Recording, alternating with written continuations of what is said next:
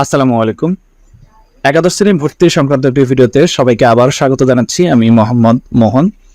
অনেকেই কমেন্ট করেছেন যে মাইগ্রেশন আমার হয়েছে, এখন কি মাইগ্রেশন অন অফ করতে হবে কিনা।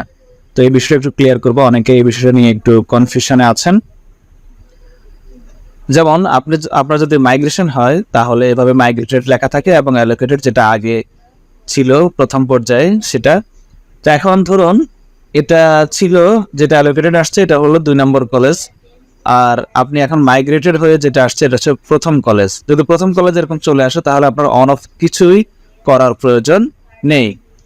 আবার যদি ধরুন আপনার মাইগ্রেট হয়ে ধরুন সেকেন্ড চয়েস আসছে বা থার্ড চয়েস এরকম আসছে বা অন্য কোনো একটা সিরিয়াল আসছে, এখন সেটাই আপনার পছন্দ, যা আপনি আর কোনোভাবে চেঞ্জ চান না, এখন মাইগ্রেশন হয়ে যে কলেজটা আসছে সেটাই থাকবে, আমি সেটাতে থাকতে চাই, তাহলে কিন্তু আপনাকে অবশ্যই অফ করতে হবে। কারণ 12 তারিখে কিন্তু আবার দ্বিতীয় মাইগ্রেশনের হবে, দ্বিতীয় মাইগ্রেশনের রেজাল্ট আসবে। তো এই জন্য আপনি যদি আর সেটার পরিবর্তন না চান তাহলে কিন্তু আপনাকে অবশ্যই মাইগ্রেশন, অটো মাইগ্রেশন যেটা সেটা আপনাকে অফ করতে হবে। অফ না করলে কিন্তু আপনার আবারও কিন্তু মাইগ্রেট হতে পারে। আশা করি বুঝতে পেরেছেন।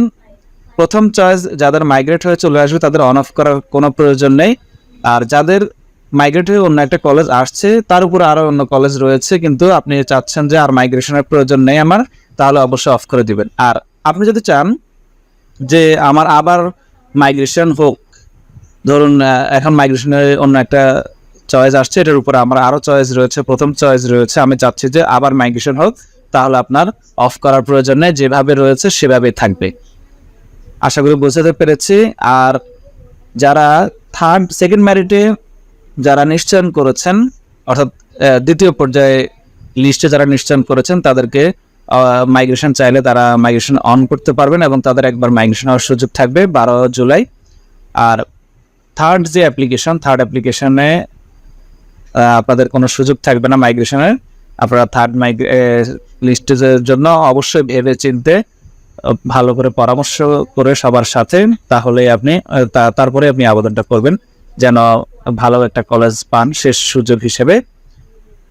আবার আরেকটা কথা বলে নেই, যাদের কোনো মেরিট লিস্টে নাম আসেনি, ফার্স্ট সেকেন্ড থার্ড কোনোটাতে আসেনি, তাদের কথা চতুর্থ পর্যায়ে আবার একটা সুযোগ দিতে পারে। তো সেটা অনেক সময় দেয়, অনেক সময় দেয় না, আশা করি দিতে পারে। তো মোটামুটি আশা করি বিষয়টা বোঝাতে পেরেছি। অবশ্যই যদি আপনি বুঝে থাকেন অবশ্যই কমেন্টে জানাবেন। সবাই ভালো থাকবেন। আল্লাহ হাফেজ।